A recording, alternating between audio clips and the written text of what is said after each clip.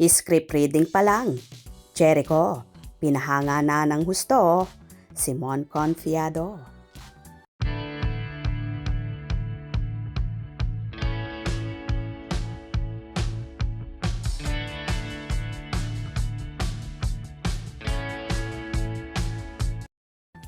Napabalita noong magbibida si TJ Trinidad bilang Manuel L. Quezon sa ikatlong pelikula sa Bayaniverse ni Direk Gerald Tarog para sa TBA Studios.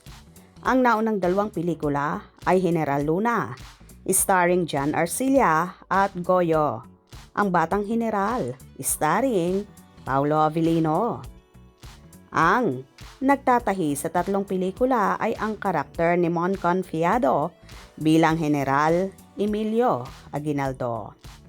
Ano ang reaksyon ni Mon nang i-announce ng TBA Studios na si Jericho Rosales na ang title role sa pelikulang Quezon at hindi na si TJ?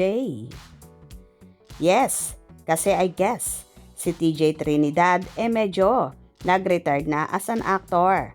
Tugon ni Mon nang makachikahan ng Pep Troika bago ang preview ng pelikulang Bansa, Motherland, nitong Pebrero 23 taong kasalukuyan. Linggo ng gabi sa The Secret Garden, Busilak Street, Mandaluyong City. Parang nasa na siya corporate na siya. Napakayaman na ni TJ, kaya hindi na nag-aartista.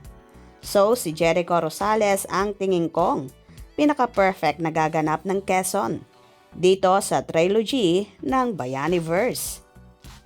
Noong aming all-star table reading, grabe, ang galing niya. Reading pa lang, nakikita ko na si Quezon.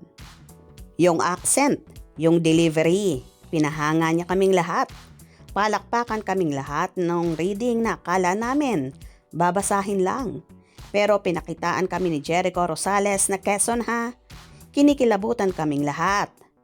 Gumanap si Raymond Bagaching bilang Manuel L. Quezon sa pelikulang Quezon's Game 2018. Sabi ni Raymond, iba ang challenge role na yon. Dapat magaling kang mag-Spanish at mag-English. Tama. Napakusay din ni Raymond Bagaching sa Quezon's Game. Bulalas ni Mon Confiado. Kahit yung accent at yung totoo yan, napaka-challenging nung Quezon na karakter. Kasi tama, may pagka-Amerikano din siya, may pagka-Spanish din siya, at the same time, Filipino siya. Accent pa lang, ibang-iba yung the way siya mag-English na Filipino accent. Sa table reading nila, nakita ba niyang malayo sa Quezon interpretation ni Raymond iyong kay Jericho Rosales? Hindi ko sila mapagkukumpara kasi ang Quezon's Game ay nakatutok lang doon sa Jewish refugees na dumating dito na galing sa Germany. Itong kay Echo, mas malawak ito Mas malawak yung pagka-Quezon niya rito. Maraming layers, I guess. Nagkatrabaho rin sina Jericho Rosales at Mon Confiado sa 8 episodes prison drama series sa Cell Block. Ay nako, ibang Jericho na naman yung nandun. Puro convicted. Puro preso kami doon, sambit ni Mon.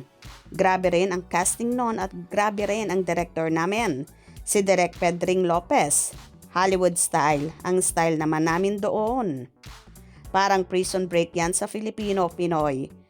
Yung Pinoy prison natin dito, makikita nila. So exciting din yon.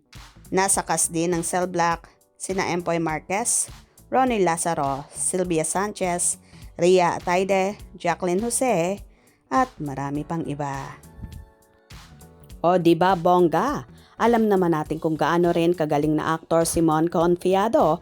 Kaya naman, talagang napabilib siya ng husto kay Jericho bilang gaganap na President Manuel L. Quezon.